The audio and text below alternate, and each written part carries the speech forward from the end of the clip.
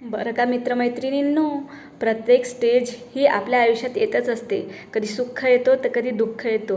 तर आपण त्यावेळेस तटस्थ असायला पाहिजे की दुःख आहे तर निघून जातील, आनंद आपल्या आयुष्यात आलेला आहे तर तेही फार काळ टिकून राहणार नाही, ते पण एक ना एक दिवस जाणारच आहे. म्हणून आपण प्रत्येक गोष्टीचा विचार करायलाच नको.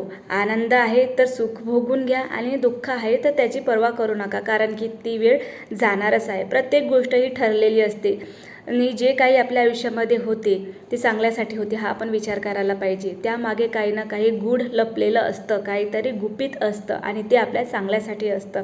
म्हणून आपण पॉझिटिव्ह वेनी त्या गोष्टीकडे बघितलं पाहिजे.